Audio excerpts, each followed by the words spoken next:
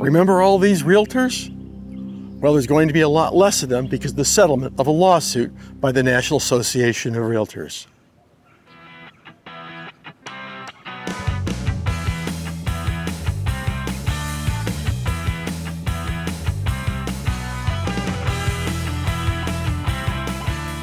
Over the past several years, lawsuits have been filed by home sellers against the NAR and brokerage houses for collusion between listing and buyer's agents to keep commissions high.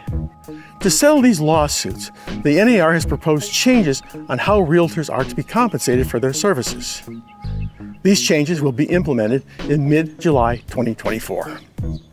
In the past, when an individual wanted to use a realtor to sell their home, they entered into a listing agreement.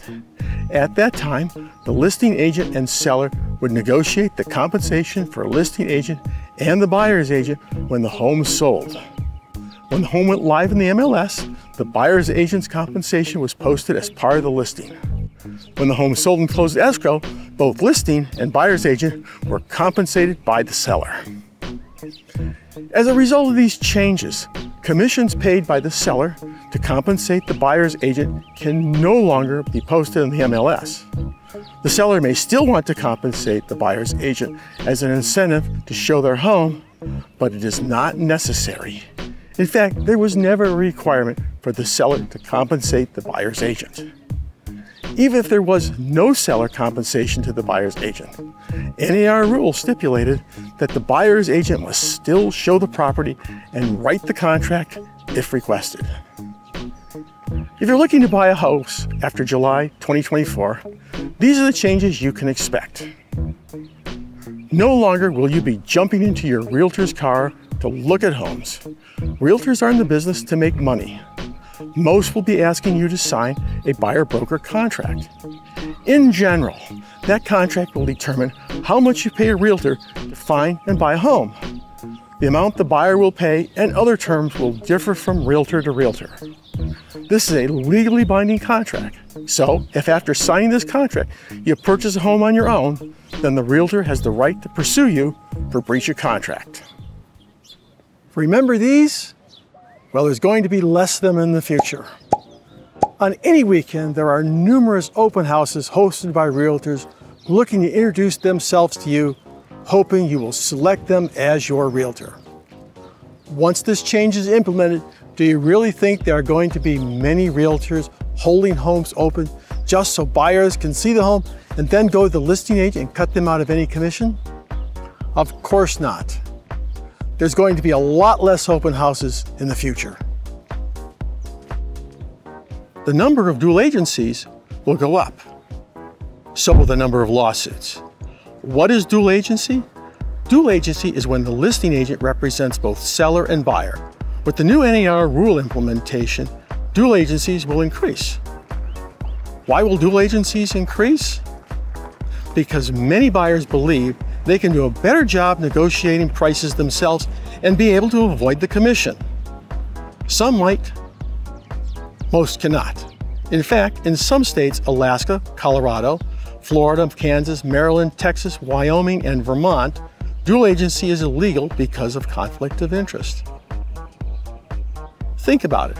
If the buyer enters into a dual agent with the listing agent and not paying any commission, then who is the listing agent really representing?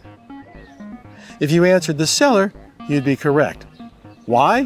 Because the seller is the one footing the bill. So is the buyer really being represented? Of course not. We can expect the number of lawsuits to go up, with buyers claiming their interests were not looked after by the supposed dual agent. Which brings me back to my original statement that I used to open this video. There are over 3 million realtors in the United States, 56,000 in the state of Arizona alone. Everybody seems to have a realtor's license. Most of these folks have limited knowledge of real estate laws and no idea how to value a home. The only reason they've been able to get away with this shtick is because the seller was paying the freight. To give you an idea how bad it is at times, I was representing an investor. I told the listing agent we wanted 15% off the asking price for condition. The response was, "How much was that?" Once the buyer must pay their agent, expect buyers to be choosier on who represents them. Many of these realtors will exit the business and find some other form of employment.